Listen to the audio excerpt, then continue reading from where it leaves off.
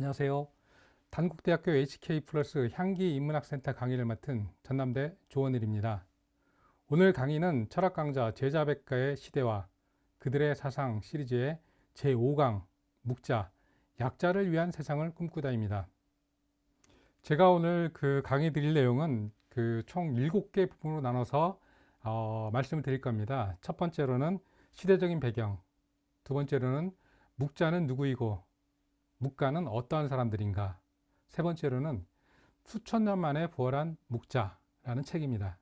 그리고 네 번째가 묵자의 철학사상인 겸해사상, 겸해주의, 다섯 번째가 침략전쟁의 반대, 여섯 번째가 천지론 사상, 일곱 번째가 묵자 사상의 소멸입니다. 먼저 시대적인 배경에 대해서 먼저 말씀을 드리도록 할게요. 제가 항상 철학 사상을 이야기할 때 시대적인 배경을 넣는 이유는 단순히 철학 사상에 대해서 이론적인 부분만 공부했을 때는 흔히 좀 사변적인 분야로 치우칠 가능성이 있습니다. 그래서 철학 사상에 대한 이해가 쉽지가 않습니다. 근데 철학 사상에 나오게 된 시대적인 배경과 그 시대에 어떠한 생각을 가지고 있었고 그 시대 사람들은 또 어떠한 상황 속에서 살고 있었는지 그거에 대한 이해가 선행이 된다면 훨씬 더 해당 철학 사상에 대한 이해가 쉽게 다가올 수 있습니다. 묵자가 활동한 시기는 중국에서 춘추 전국 시대, 대략 춘추 전국 시대 중기에서 후기 정도 해당된다고 볼 수 있습니다. 춘추 전국 시대는 중국의 5천년 중국의 역사에 있어서 대략 중간 정도 시기에 해당된다고 볼 수 있습니다. 지금부터 대략 2500년 전의 시기라고 볼 수가 있습니다. 중국 철학에서 이때를 제자백가의 시대라고 부르기도 하는데요. 이 춘추 전국 시대의 시대적인 상황은 다양한 측면에서 조명될 수 있습니다. 다음과 같이 몇 부분으로 한번 나눠서 저희가 한번 살펴보도록 하겠습니다. 먼저 춘추 전국 시대는 철기가 일반에게 보급돼서 신석기 혁명에 이어서 제2의 농업혁명의 시대가 개막됐다고 말씀드릴 수가 있습니다. 철기가 이 시기에 보급됨으로 인해서 황무지의 개간이 쉬워지고 또한 소가 농사에 투입이 됩니다. 그러면서 심경이 가능해지고 또한 농업 생산력이 비약적으로 증대하게 되죠. 이 농업 생산력의 비약적인 증대는 결과적으로 상업화, 수공업 그리고 시장 경제의 발달로 연결이 되었다고 말씀드릴 수가 있습니다. 아울러 전쟁의 양상도 변화가 발생하는데 기존의 전차전 위주의 전쟁 방식의 보병전 중심으로 변하게 됩니다. 여기서 말씀드리는 전차라는 것은 수레에 말 4필이 끄는 수레라고 할 수 있는데 이걸 전차라고 불렀습니다. 당시에는 그 안에는 총 3명의 갑사가 타고 있었습니다. 한 명은 말을 모는 말몰이꾼, 한 명은 활을 쏘는 궁수, 한 명은 모나 극을 든 장창수입니다. 자, 요게 전차 한 대입니다. 그래서 당시 춘추 시대, 전국 시대는 천승지국, 만승지국 할 때 승이 전차 한 대를 의미합니다. 이 전차 한 대에는 대략 치중대가 100명 정도 달라붙습니다. 보병들이죠. 그래서 전차가 100대를 가진 국가라고 하면 백승지국이라고 하면은 그건 대략 군대 10,000명 정도를 동원할 수 있는 국력을 가진 국가라고 말씀드릴 수가 있습니다. 이렇게 춘추시대 때는 전차전 위주의 전쟁이었고 또한 이 시대 전쟁의 양상은 오늘날로 보면 스포츠 정도라고 보실 수도 있습니다. 길어야 한나절, 짧으면 반나절. 그것도 상대방 장수들끼리 나와서 몇 합을 겨루다가 상대방의 항복을 하게 되면은 또 너그러이 상대방들을 풀어주기도 하고 물러서서 상대방의 요구를 들어주기도 하고 그런 식으로 상당히 어떻게 보면 신사적인 스포츠와 같은 전쟁이 발생했었죠. 반면에 전국 시대에 와서는 이제 전차전에서 보병전 중심으로 전쟁이 바뀌게 됩니다. 보병이 직접 전장에 투입돼서 보병 대 보병과 또한 전차와 전차가 뒤엉켜서 싸우게 됩니다. 그러면서 많은 사람들이 죽게 되고 그 전쟁에서 이기기 위해서 온 나라의 모든 국력이 이 전쟁에 투입이 되는 거죠. 이로 인해서 이런 전쟁의 그 양상의 변화로 인해서 사회적 신분 질서의 변화도 발생하게 됩니다. 그 이유는 귀족에서 평민으로 강등되는 경우도 있었고 또 평민에서 귀족으로 또 상승하는 경우도 있었습니다. 왜 그러냐면은 전쟁의 전공에 따라서 귀족이 어느 날 갑자기 평민으로 강등되기도 하고 또 전공에 따라서 평민이 귀족으로 신분 상승하기도 합니다.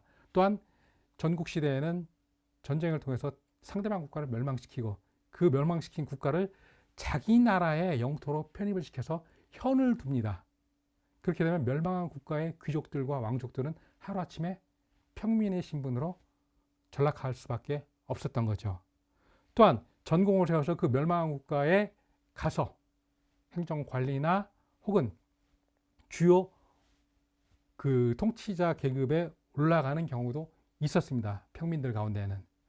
그래서 이렇게 신분 변동이 자주 발생하게 되고 아주 빈번하게 발생하게 되는데 또한 그 신분 그 변동과 아울러 자연스럽게 그 각국의 군주들은 부국 강병을 통한 그 패권 국가로의 그 도약이 그 모든 국가의 그 역량을 이 패권 국가의 도약에 집중시키기도 했었던 것입니다. 자, 기존에 주나라 왕실을 중심으로 했던 예약제도가 그 부정되고 오직 부강병만이 지상의 목표로 자리를 잡게 되지요. 당시 이제 춘추 시대는 그나마 주나라 시대의 예약 질서가 표면상으로는 어느 정도 남아 있었다고 볼 수가 있는데 전국 시대에 와서는 그나마 남아 있었던 그 주나라의 그 예약 질서가 철저하게 무너지게 되는 상황이 발생하게 됩니다. 그 이후로는 당시 그 제후국들은 천자에게 보면은 천자의 조정에 나가서 자신들이 1년 동안 자기 영역에서 통치했던 통치 상황에 대해서 보고를 하는 그 행정 절차가 있었는데 이것을 바로 조회라고 했었습니다. 이런 조회가 점진적으로 퇴색화되고 무너지게 됩니다. 조회의 그 전통이. 처음에는 그 제후국의 군주들이 천자의 조정에 매년 봄마다 찾아가서 천자에게 보고를 했습니다. 그러나 이 춘추시대 이후 천자의 권위가 땅에 떨어지고 또한 예약 질서가 붕괴되면서 제후들이 병을 핑계로 이제 천자의 조정에 나가지 않게 되고 급기야는 아예 천자의 명령마저도 무시하게 되는 상황이 발생하게 되는 겁니다. 또한 다음 그 춘추전국 시대는 사회 경제적 변화와 함께 기존의 그 사회 질서가 붕괴되는 격변의 시기라고 말씀드릴 수가 있습니다. 즉 사회 질서의 붕괴는 기존의 그 신분 질서의 그 붕괴를 의미하는데 권력의 정점에 있었던 천자의 권위는 쇠퇴하고 대신 제후나 대부들의 권위가 실질적으로 강화되는 그 현상이 발생하게 됩니다. 그래서 이제 그 공자가 살던 시대를 보면은 이미 공자의 그 조국이었던 노나라 역시도 군주, 노나라 전공이 있었고 그 전에 소공이 있었지만은 이미 대부의 집안이었던 그 삼환, 맹손, 개손, 숙손 씨에게 정권이 넘어가게 되는 거죠. 그래서 그 당시 공자 제세 시절에 그 노나라 군주는 명목상 이름만 있는 그 허수아비 군주에 불과해졌습니다. 이렇게 위로는 천자부터 시작해서 제후들까지도 자신들의 그 권위를 상실하게 되고 그 제후 밑에 있었던 대부들이 전권을 장악하고 권력을 찬탈하는 상황이 많은 국가에서 빈번하게 발생하게 되는 겁니다. 또한 그 서주의 몰락과 함께 그 천자의 토지 소유권이 그 제후와 대부들에게 넘어가면서 주나라 천자의 물질적 기반이었던 그 토지가 상실되고 또한 그 권력이 상실되는 결과를 가져오게 됩니다. 그래서 그 결과 주나라 천자는 그 이전까지만 해도 천하의 공주로서, 천하의 주인으로서 행세했었지만 이미 춘추시대 들어서는 나급을 중심으로 한 조그만 나라의 군주에 불과했었던 것입니다. 여기서 말씀드리는 나급이라는 것은 오늘날로 치면 중국 하남성의 낙양을 의미합니다. 당시 이제 나급은 주나라 시기에, 서주 시기에는 그 원래 수였던 호경이 있었고, 부도 제2의 수도로 그 나급을, 동쪽에 있는 나급을 제2의 수도로 정해놓고 있었습니다. 그런데 이제 그 주나라 유왕 때 그 견용의 침입으로 인해서 수도가 함락되고 그 왕이 피살되고 그 수도인 호경이 전쟁의 참화를 입게 됩니다. 그래서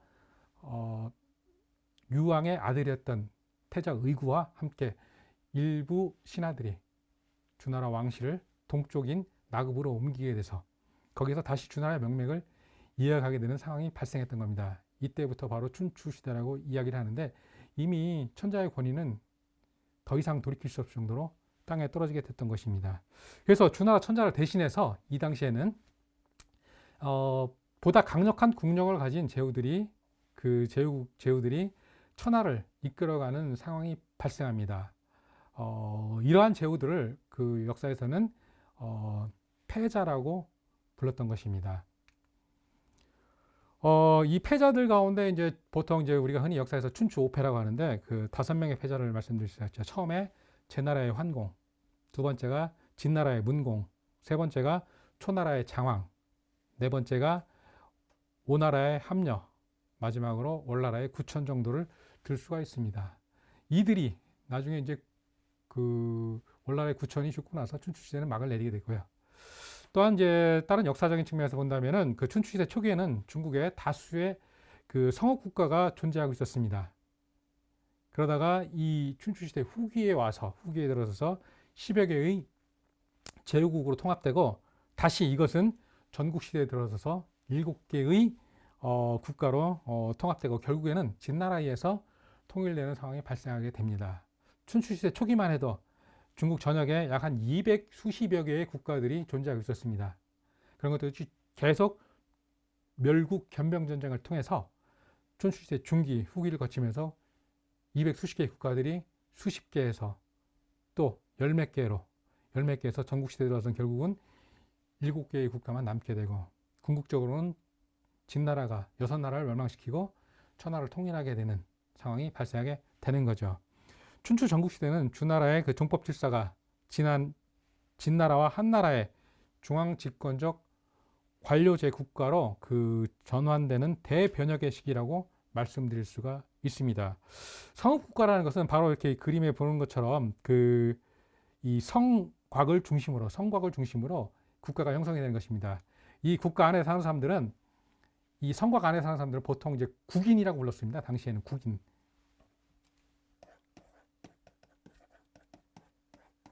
국인이라고 불렀는데 이 국인은 바로 이 성곽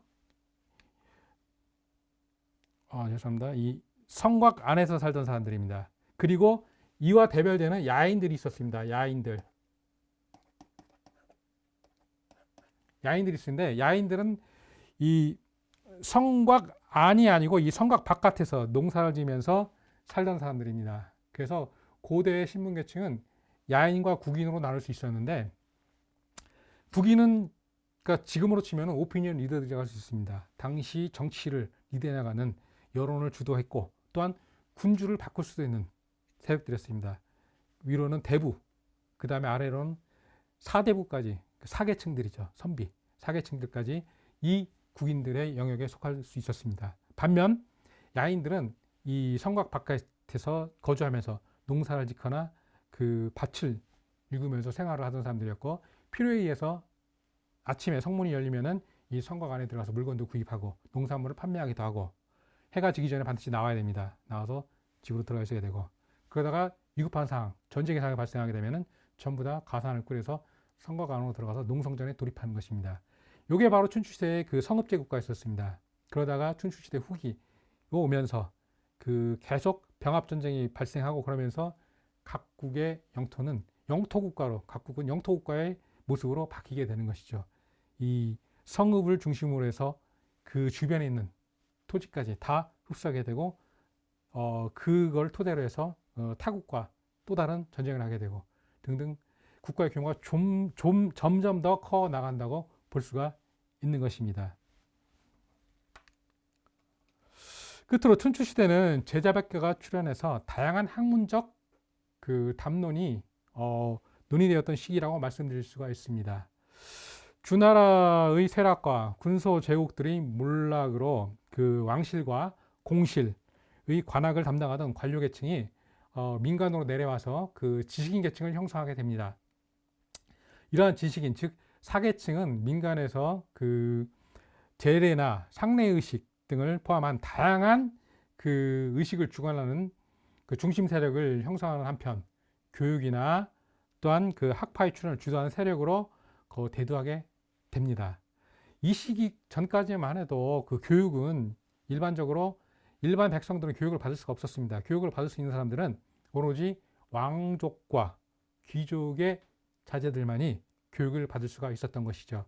그래서 당시에 보면 상이라든가 상서 이러한 그 국립교육기관에 입학할 수 있는 자격들은 왕과 귀족의 자제들만 입학할 수 있었어요. 그러다가 이 다양한 그 사회 경제상의 변화와 함께 그 제자백과의 출현으로 인해서 교육이 민간에까지 보급이 됩니다. 그래서 일반인들도 이 당시에는 교육의 혜택을 받을 수가 있었던 것이죠.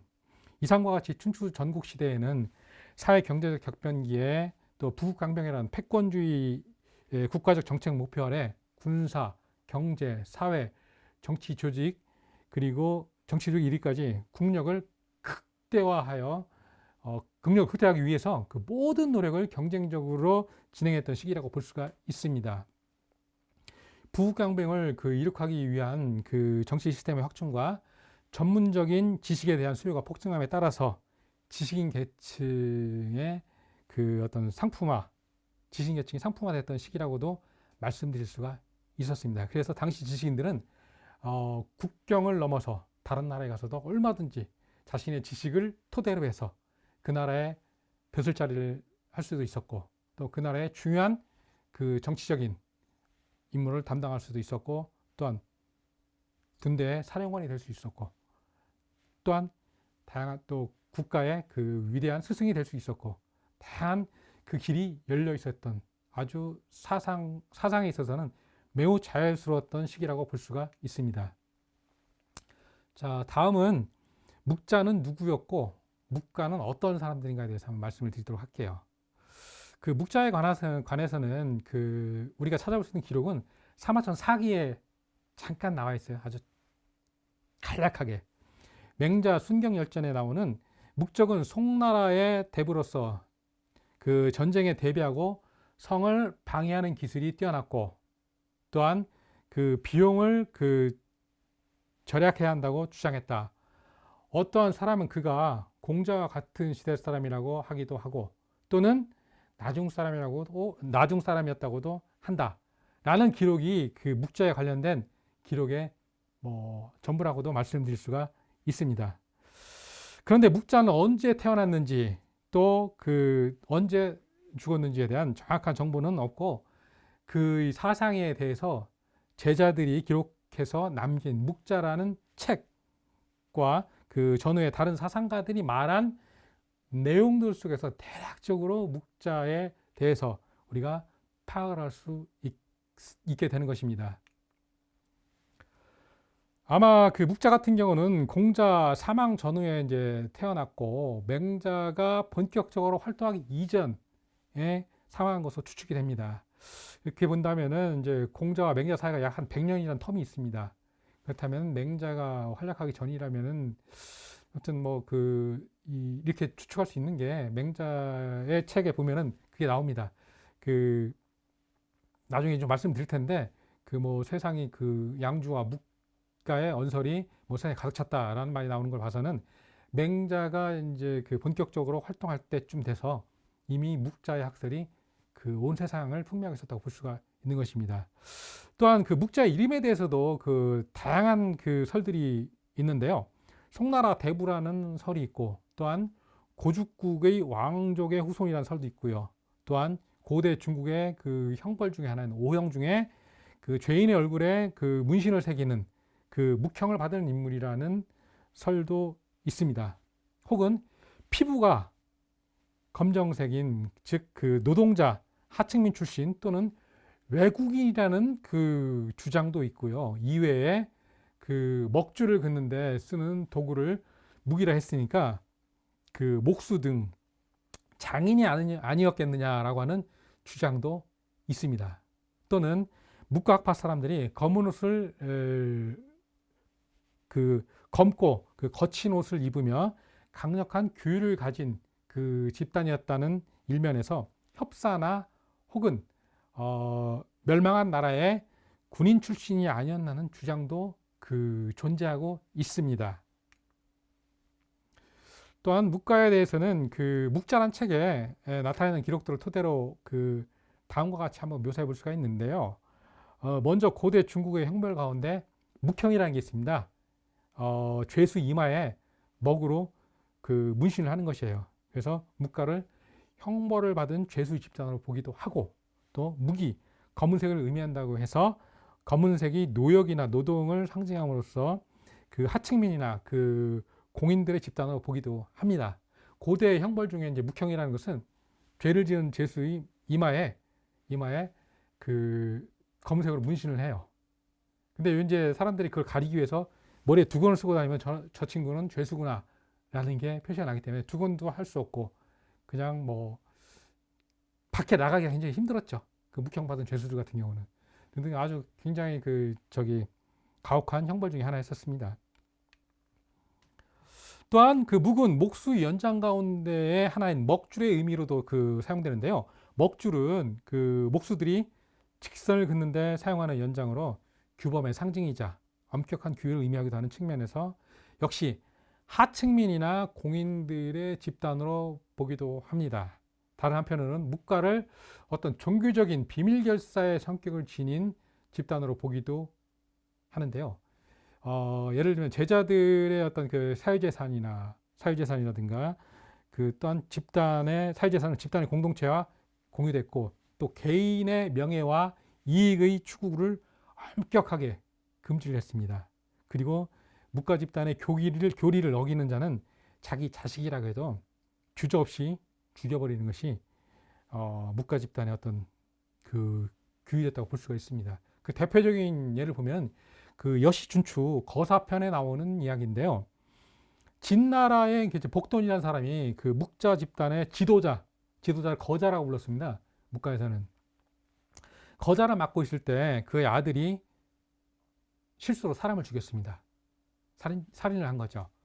근데 이제 당시 그 진나라의 군주였던 진해왕 같은 경우 복돈이 나이도 많은 데다가 대를 이을 사람이라고는 그 아들 하나밖에 없었어요. 그래서 그걸 안타깝게 여겨서 내가 잘못해서 살인을 했지만은 내가 이걸 용서해 줄 테니까, 응? 당신이 늙었고 또 외아들이니까 당신의 대를 이어야 되니까 내가 용서해 주겠어. 그러니 이건 넘어갑시다. 라고 했는데 복돈은 해왕께 감사합니다. 제 아들을 용서해 주셔서. 그러나 그 묵가의 법도에 따른다면은 남을 죽인 자는 죽어야 하고 남을 해친 자는 벌을 받아야 합니다. 라는 말을 하면서 이것이 바로 온 세상의 대의입니다. 라고 그 진나라 해왕에게 말씀을 드립니다. 나는 묵가의 사람이니 묵가의 법도를 지킬 수밖에 없습니다. 라고 하면서 자신의 외동아들을 죽입니다. 처형합니다. 이럴 정도로 그 당시 묵가 집단에서는 엄격한 교리가 존재하고 있었습니다. 그래서 그 후세의 많은 학자들이 혹시 이들은 비밀결사 집단이 아니었나라고 추측하기도 합니다. 그러한 것들이 또한 이들이 이제 그 나중에 이제 침략 전쟁의 반대에 대해서도 말씀드리겠지만은 이 전쟁을 반대하는 그 입장에서도 아주 확연히 나타납니다. 그 침략 전쟁을 하는 국가가 있다면 그들이 침략하려고 하는 국가의 그 묵가의 무리들이 달려가서 방어 전쟁을 도와줍니다. 그래서 그들은 다 죽을 때까지도 그 나라를 떠나지 않고 끝끝내 그 침략 전쟁을 그 분쇄하는 역할을 했었던 것이죠. 자, 그리고 세 번째, 수천 년 만에 부활한 묵자. 묵자는 제자백가 가운데 매우 난해한 책으로 전해지고 있습니다. 왜 그러냐면은 고대 그 묵자 책이 그 죽간 대나무 조각으로 그 만들어졌었죠. 고대에는 책이라고 해서 한자로 보면 책책자가 이렇게 돼 있죠. 책책자 이렇게 돼 있는데 고대에는 이제 대나무 조각을 이렇게 쪼개서 이걸 가죽끈으로 엮습니다. 가죽끈으로 엮어요. 그리고 여기에 이제 글자를 써나가라는 겁니다. 글자를. 자, 이 밑에 요거를 보신다면은 요게 대략 그 위에는 책책자하고 비슷하죠. 중국 글자는 상형 문자다 보니까 책책자하고 비슷하죠. 이것이 책책자하고 상당히 비슷합니다. 요게 대나무 죽간인데요. 고대에는 종이가 발명되기 전에는 이 대나무 죽간이나 혹은 나무 조각, 그걸 목간이라고 합니다. 목간.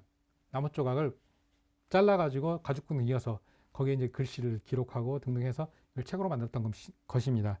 이런 묵자책이 죽간으로 만들어졌었는데 대나무 파편이 망실되고 또 뒤섞인 채로 오랫동안 정되지 않은 상태로 남아 있었기 때문입니다. 그래서 체계를 세워서 읽을 수 없었을 뿐만 아니라 진나라가 천하를 통일한 이후 진나라를 거치고 한나라에 들어와서 이게 망실됩니다. 묵자라는 책이 더 이상 세상에 나타나지 않는 거죠. 진시황의 그 분서경유 시절에 이미 전국시대 제자백과 서적들이 대부분 다 망실되고 그나마 진나라 황궁에 남아 있었던 많은 그 육국의 역사 서적 그 다음에 육아의 경서들이 항우가 함양에 들어와서 진나라 궁궐들을 태울 때 다 불타게 됩니다. 잿더미성으로 들어가게 되는 거죠. 그러면서 고대의 소중한 그 역사 기록들이 하루아침에 연기로 사라지게 됐던 것입니다. 그렇게 수천 년 동안 잊혀지고 있다가 청나라 중기에 와서 도가의 경전인 도장이라고 하는 도장입니다. 여기 도장. 도가의 경전들을 집대성해서 모아놓은 건데요. 도장에 끼워 있었던 것이 이제 발견이 됩니다. 그래서 청나라의 경학자였던 필원이라는 사람에 의해서 묵자주 16권이 출간이 됩니다. 그 후로 19세기 말이죠. 19세기 말에 들어서 손이양이라고 하는 경학자가 묵자 한고 15권을 출간하자 비로소 일반인들도 이것을 읽을 수가 있게 된 것입니다. 그리고 이제 청나라가 멸망하고 1911년 중화민국이 건국되고 나서 민국 시기에 들어와서 당시 중국 근현대 사상가였던 신학문을 적극적으로 수행했던 양계초, 그 다음에 호적이라는 학자들에 의해서 오늘날의 묵자로 완성될 수가 있었던 것입니다. 이분이 바로 양계초입니다. 과거 1899년도에 그 무술변법을 일으켰던 근대 대표적인 진보 지식인이었다고 볼 수가 있죠. 결국 이제 무술변법이 백일천하로 끝나게 되고 이들은 양계초와 그의 스승했던 강남의 강유이죠. 강요의 일본으로 망명을 하게 되죠. 근데 그렇습니다. 그리고 묵자가 지난 2000년 동안 잊혀져 있게 된 것은 묵자의 사상이 지난 시대에 들어서서 사회적 혼란과 격변이 종식되고 토지 사회를 중심으로 하는 지주 관료 중심의 신분제 사회가 정착되면서 이 묵가의 사상은 설 자리를 잃게 된 것 때문에 이 묵자의 사상이 잊혀지게 됐다고 말씀드릴 수가 있는 것입니다. 즉 이들은 상하 신분 차별이 엄격했던 제국시대에 들어서 진나라 한나라 제국시대에 들어서 상하의 계층적 차별을 무시하는 평등주의 사상을 더 이상 설 자리가 없었던 것이죠. 이때가 대략 한나라 무제시기인데요. 한나라 7대 황제였던 유철 한 무제시기인데 대략 기원전 100년경으로 추측이 됩니다.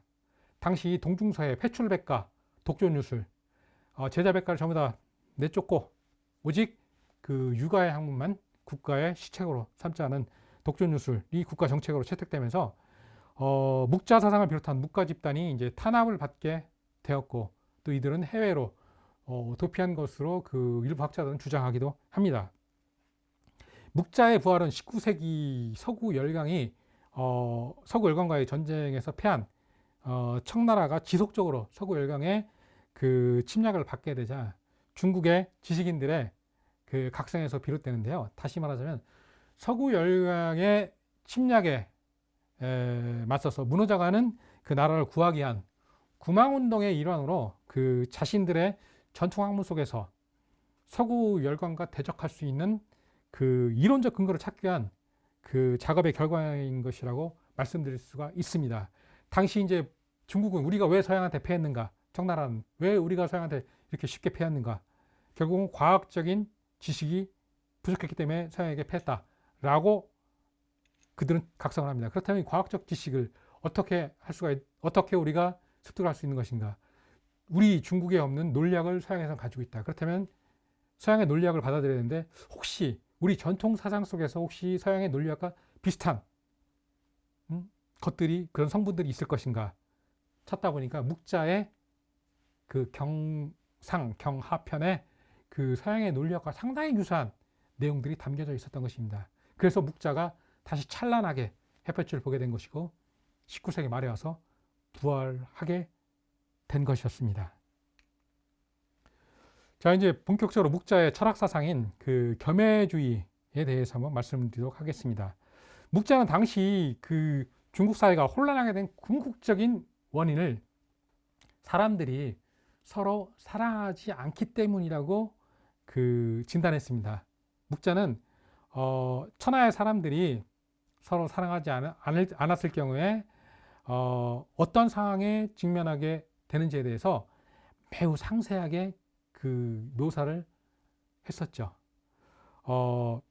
즉 나라와 나라 간의 그 침략 전쟁과 가문과 가문 간의 권력 쟁탈, 그리고 또 사람들 사이에 해치는 행위, 그리고 군신, 부자, 형제 사이의 불충, 그리고 불효, 그리고 불화가 천하를 혼란에 빠뜨려서 어지럽게 만든다고 주장을 했던 것입니다. 그러니까 모든 혼란의 근원은 바로 모든 사회 구성원들, 모든 사람들이, 온 천하의 사람들이 서로를 사랑하지 않는다는 것에 있다고 묵자는 역설했던 것입니다.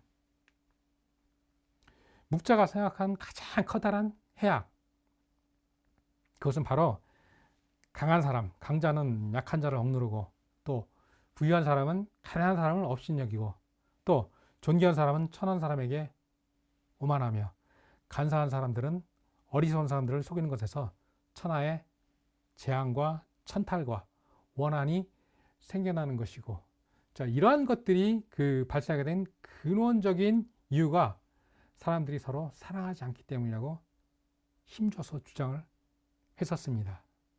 묵자는 천하의 모든 사람들이 서로를 사랑하게 된다면 서로에게 이익이 되면서 또 이는 더 나아가 온 천하의 이익이 되는 것이라고 주장을 합니다.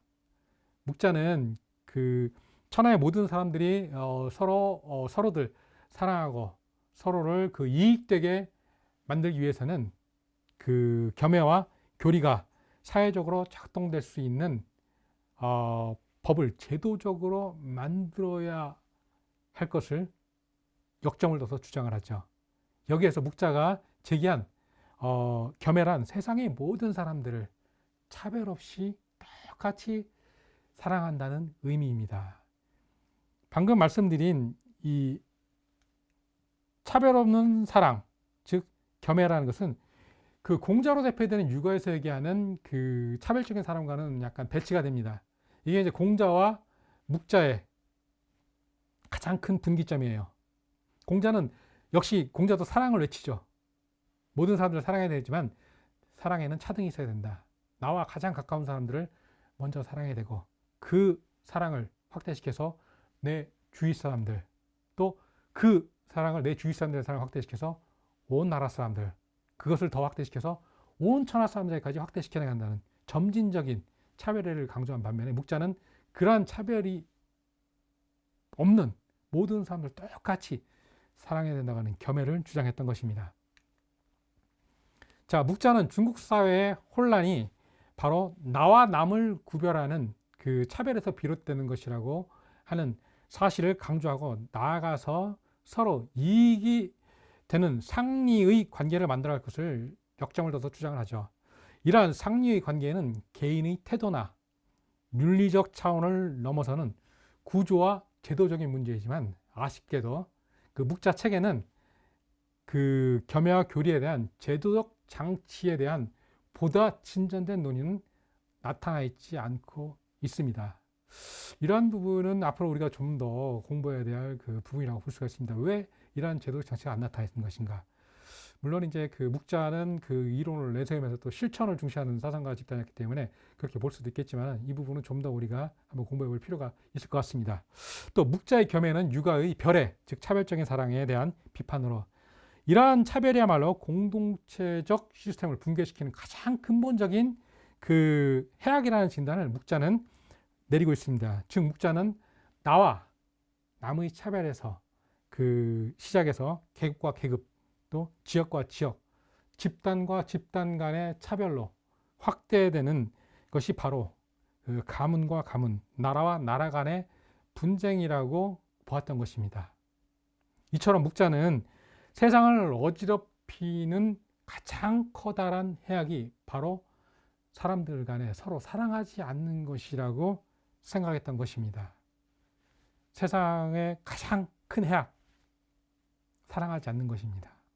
그 오늘날에도 참 충분히 우리가 생각할 만한 여지가 있는 이야기죠. 자, 또한 묵자의 사상 중에 가장 또 중요한 것 중에 하나가 바로 침략전쟁의 반대입니다. 묵자는 철저하게 침략전쟁을 반대하고, 그렇다고 해서 묵자가 전쟁 반대론자는 아니었습니다. 침략전쟁을 반대했던 것이죠. 방어전쟁을 반대하지 않았습니다. 춘추 전국시대, 특히 전국시대는 끊임없이 전쟁이 발생되던 시기였습니다. 비록 이전의 그 춘추시대에 비해서 전쟁의 횟수는 적었으나 전쟁의 규모는 춘추시대에 비해서 엄청나게 큰 규모로 변화해서 그 국가의 모든 역량을 쏟아부어야 하는 전면전의 양상을 보입니다. 예를 들어 춘추시대 같은 경우는, 춘추시대는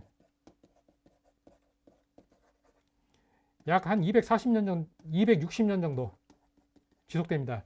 이 260년 동안 중국에서 발생했던 전쟁의 숫자가 대략 1,400회 정도 됩니다. 1,400회 정도. 엄청나게 많이 발생했죠. 왜 이럴 수밖에 없었냐면은 당시에는 200 수십 개의 국가가 존재했었습니다. 그래서 크고 작은 전쟁들이 이렇게 발생했었고요. 전국시대는 약 240년입니다. 240년 동안 460차례의 전쟁이 발생합니다. 춘추시대에 비해서 전쟁의 횟수가 확 줄어들죠. 그러나 전쟁의 규모로 봤을 때는 춘추시대는 비교가 안 될 정도입니다. 춘추시대 때는 아무리 군대를 많이 동원해 여러 나라들이 합쳐서 그 전면전을 벌인다고 해도, 아무리 군대를 많이 동원해도 10,000에서 20,000명 정도였습니다. 전국시대 때는 10만은 그냥 넘어갑니다. 10만은 그냥 넘어가요. 당시 이제 춘추시대 때 그 진나라 문공 시기에 그 초나라와 남방 세력이었던 초나라가 그 대적하기 위해서 북방의 군대를 다 동원시킨 게 한 7만 정도가 됩니다. 성복이라는 땅에서 그 초나라 군대와 대적을 하기 위해서 북방의 군대가 동원했는데 그게 한 7만 정도 돼요. 여러 나라 군대를 연합한 거예요. 그게 굉장히 큰 전투라고 기록되고 있는데, 그게 이제 전국시대에 들어와서는 아무것도 아닌 게 되죠. 보통 10만 이상은 다반사고요. 많게는 40만, 50만까지 동원되기도 합니다. 그리고 전국시대 말기에 가서는 더 규모가 커지죠. 진나라가 초나라를 멸망시키기 위해서 동원했던 군대가 약 한 100만 가까이 이릅니다. 전쟁의 규모가 엄청나게 커지면서 온 나라의 국력을 이 안에 다 쏟아붓는 거죠. 그래서 전쟁에 패하면 그 나라가 멸망하는 거고, 전쟁에서 이기게 되면 새로운 영토를 또 확보하게 되는 것이고, 그런 것이었습니다. 묵자는 그 전쟁의 모든 희생을 최종적으로 부담할 수밖에 없는 일반 백성들의 그 대변자답게 그 전쟁에 대해서 그 반대 입장을 표방합니다. 즉 묵자에게 있어서 전쟁은 수만의 사람들을 살인하는 행위며 많은 백성들의 생업을 망치게 하며 그들을 재앙으로 몰아가는 최악의 행위라고 주장했습니다. 일말의 의료움이나 그 다음에 이로움이 있을 수 없는 것은 바로 전쟁인 것이고, 이러한 그 전쟁을 묵자는 분명하게 그 전쟁의 해악을 인식하고 있었죠. 그래서 묵자는 침략 전쟁에 대하여 강력하게 반대의 입장을 견지했던 것입니다. 묵자는 침략 전쟁을 찬양하는 사람들에 대해서 매우 부정적인 시각을 가지고 있었는데요. 즉, 침략 전쟁이 비록 의롭지 못한 전쟁이긴 하나 이익된다고 하는 주장에 대해서 상당히 논리적으로 반박을 합니다. 작은 나라가 전쟁을 통해서 영토가 확장되고 그 백성이 늘어나 강대국으로 그 발전한다는 그 사례를 들어서 침략 전쟁을 그 찬양하는 논리에 대해서 묵자는 분명히 잘못된 것이라고 반박을 하는데요. 예를 들면은 그 10,000명에게 약을 써서 서너 명이 흉을 보았다면 그는 좋은 의사가 아니다. 그리고 그것은 약이 아니다. 그러한 약을 부모님께 드리겠는가? 라고 묵자는 반문을 했습니다. 어떤 약간의 이로움과 약간의 혜택이 있다고 해서 그래서 수많은 사람들을 죽음의 구렁텅이로 몰아서 얻으려고 하는 것은 분명히 잘못된 일이라고 묵자는 이야기를 하고 있죠. 여기 제가 준비한 이 그림을 보시면은 이 그림은 이게 초나라 군주입니다. 그리고 이분은 묵자고 이분이 그 공수반 누구냐면 이 사람은 이제 노나라의 그 유명한 과학자였어요. 이 사람이 초나라 왕을 찾아가서 그 옆에 있던 송나라를 무너뜨릴 수 있는 계책을 운제라고 하는 공성기계를 초나라 왕에게 가서 바칩니다. 그래서 이제 초나라가 송나라를 침략하려고 전쟁을 준비하고 있는데 이 이야기를 들은 묵자가 몇 날을 달려가서 초나라에 갑니다. 달려가서 초나라 왕을 설득시켜요. 근데 초나라 왕이 듣질 않습니다. 나는 이제 공노반에게 이미 그 명을 내렸어. 그러면 제가 이 자리에서 이 공노반이 만든 운제를 제가 그 방어용 기계를 가지고 한번 막아보겠습니다. 그래서 그 앞에서 초나라 군주 앞에서 9번의 시범을 보입니다. 근데 9번 다 묵자가 성공적으로 막아내죠. 그래서 초나라 군주로 하여금 침략 전쟁을 단념하게 만듭니다. 근데 이제 그 공노반이 나중에 얘기합니다. 그러나 나는 당신이 이길 수 있는 방법 가지고 있어. 그 얘기하니까 묵자가 씩 웃으면서 나도 당신이 이야기하는 그 방법을 알고 있어. 그러나 말하지 않겠어. 그러니까 이제 초나라 군주가 도대체 무슨 말씀이요? 라고 물어보니까 공노반의 그 계책은 바로 저를 죽이는 것입니다. 저를 죽여버리게 되면 이제 송나라의 그 방어용 그 계책이 없게 되기 때문에 송나라는 쉽게 멸망할 수 있을 거라고 판단할 수 있겠지만은 지금 송나라에는 제 제자인 금알리를 비롯해서 수백 명의 묵가의 무리들이 가서 방어 전쟁을 준비하고 있습니다. 그러니 포기하십시오. 그래서 초나라 군주가 전쟁을 포기했다는 일화가 전해져 내려오고 있습니다. 묵자에게 있어서 전쟁은 국가의 근본을 잃게 되는 것이며 백성들이 그 생업을 바꿔야 하는 일로 천하에 엄청나게 해악을 끼치는 일이라고 주장했습니다. 이와 같은 전쟁의 그 피해에도 불구하고 군주나 그 귀족들이 그러한 것을 즐겨한다면 이것은 천하의 모든 백성들을 해치고 죽이는 것을 즐기는 것 같다고 하는 것이 바로 묵자의 전쟁 반대의 그 논리였던 것입니다. 더 나아가서 묵자는 전쟁의 폐해를 들어서 그것의 부당함을 비판하고 논리에 그치지 않고 그 침략 전쟁 그 자체가 그 국가 패망의 원인이 된다고 하는 것을 역설합니다. 그 예를 들면은 그 오나라 왕 부차의 사례라든가 또한 진나라 대부였던 여기서 진나라는 진시황의 진나라가 아닙니다. 북방에 있었던 진나라입니다. 그 진나라의 대부였던 지백의 사례가 대표적인 것이라고 할 수 있습니다. 그 오왕 부차는 월나라의 침략 전쟁을 치르다가 결국은 멸망해서 죽게 되죠. 그리고 진나라의 대부였던 지백 같은 경우는 진나라의 권력을 찬탈하기 위해서 그 당시 진나라의 유력한 가문들 가운데 그 조씨 가문, 그 조양자를 제거하기 위해서 전쟁을 준비하다가 결국은 역공을 당해서 목숨을 잃게 되고 이 지씨 가문이 멸문지화를 당하게 되는 그 결과를 초래하게 된 것입니다. 자, 이제 6번째로 묵자의 천지론 사상에 대해서 간단하게 말씀을 드리도록 하겠습니다. 묵자가 제기한 그 천지관념의 적극적인 의미는 이상적인 사회의 실현의 가능성을 그 제기한 것에 있다고 할 수 있고요. 또 소극적인 의미는 하늘의 의지가 시행하는 것을 권면하는 것에 있다고 볼 수가 있습니다. 그렇기 때문에 하늘의 뜻을 따른다고 하는 것, 천지라는 것은 하늘의 뜻을 따른다고 하는 것이거든요.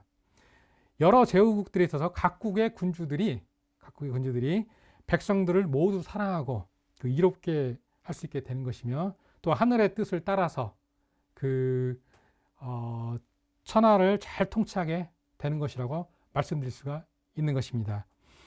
또한 만약에 하늘의 뜻을 거스르게 된다면은 각국의 군주들은 서로를 해치기 위해서 전쟁을 벌여서 결국은 백성들에게 어떠한 이로움도 없게 만들면서, 또한 강력한 무력으로 천하를 정복하게 시도하려고 하는 것이라고 말씀드릴 수가 있습니다.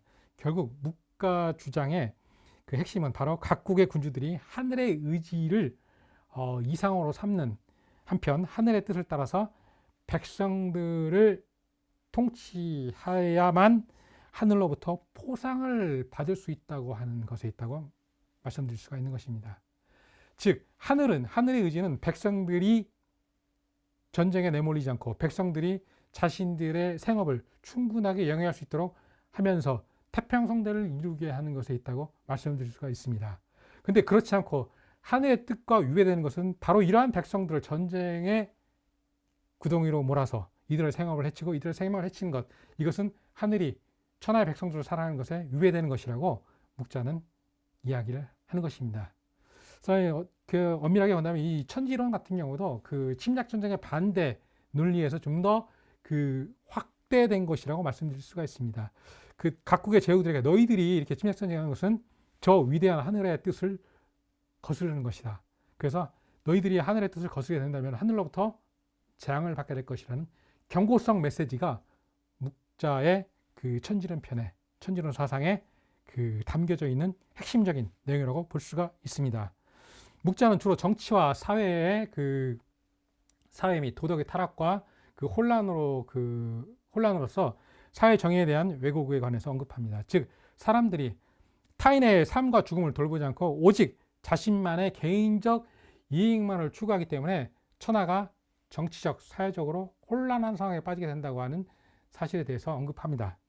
또한 묵자는 사회적으로 정의를 상실하게 되는 주요한 심리적 요인은 바로 사회적으로 불공정함의 범람과 정치적으로 불의함의 횡행에 있다고 이야기를 합니다. 즉 사람들이 귀신의 권능과 상선 벌학을 인정하지 않게 된 결과 옛날부터 이미 존재했던 제도적인 장치나 백성들의 음란과 폭력을 방지하기 위한 종교적 장치는 더 이상 사회적으로 통제력을 발휘하지 못하게 된 것이라고 이야기를 하고 있습니다. 그렇기 때문에 묵자는 천하의 정치적 안정과 사회적 질서를 회복하고자 한다면 이미 유명무실화 돼버린 귀신의 상선벌악의 권능을 다시 부활시켜야 한다고 생각했습니다. 그래서 묵자는 귀신의 존재를 밝힌다고 하는 이론을 제기하면서 천지관념을 보완하는 수단으로 썼던 것입니다. 자, 마지막으로 이제 묵자 사상이 소멸된 이유에 대해서 말씀을 드리겠습니다. 당시 전국시대 초기만 해도 이 전 중국에서 일대 센세이션을 일으켰던 이 묵가 사상이 사라지게 된 이유를 말씀드리겠습니다. 묵자의 사상 공자 이후 천하를 풍미하면서 양주와 함께 전국시대의 양대 학설 가운데 하나로 자리매김했었습니다. 그래서 맹자가 지금 천하는 양묵의 말들로 가득 차 있다. 앞으로 사상계는 양주에게로 기울지 않으면은 묵적에게로 기울 것이다 라고 할 정도였습니다. 이게 맹자에 나오는데요. 근데 이렇게 일세를 풍미했던 묵자의 사상이 어느날 홀연히 사라지게 됩니다. 한나라 무제 이후에 역대 중국의 통치자들은 모두 육아와 법과 대외적으로는 육아사상을 표방하고 대내적으로는 법가의 통치술을 사용했었죠. 겸용했고, 또한 도가의 사상은 문인 사대부들의 관심을 받았습니다. 특히 이제 당나라 이후에는 유불도 3교가 합류의 기풍이 전개되었으나 오직 묵가사상만은, 제자백가 중에 묵가사상만은 영원히 회복되지 못하고 지하로 묻히게 됩니다. 그 이유는 묵가사상의 그 실천의 문제가 좀 있었다고 말씀드릴 수가 있습니다. 먼저 학설의 주장에 근거가 없었다는 것이죠. 예를 들면 육아의 주장은 근거가 있었습니다. 서주시대에 있을 땐 예학제도라든가, 예학제도는 역사적 근거이고, 또 사람들마다 갖고 있는 어떤 혈육의 사랑은 인성 차원의 근거라고 말씀드릴 수가 있습니다. 반면 묵자의 주장은 순전히 사유의 산물, 즉 사변적인 것입니다. 그래서 근거도 없고 방법도 없었던 것이죠. 그의 전체 개혁 방안은 듣기에는 설득력을 가지고 있고, 또한 구구절절히 옳기는 하지만 막상 이것을 실천에 옮겨지고 나서는 단 하나도 성공하지 못하거나 확산되지 못하는 게 비일비재했습니다. 묵자가 후세에 전하지 못하게 된 또 한 가지 이유로는 묵자의 가르침을 실천하기에는 너무나 힘들고 어려웠다는 것이죠.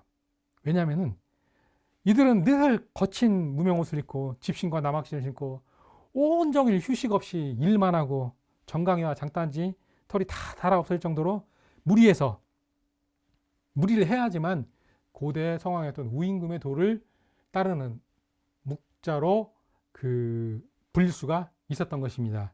이러한 요구는 일반적인 사람들이라면 도저히 따를 수가 없었던 것이죠. 실천할 수가 없었던 것입니다.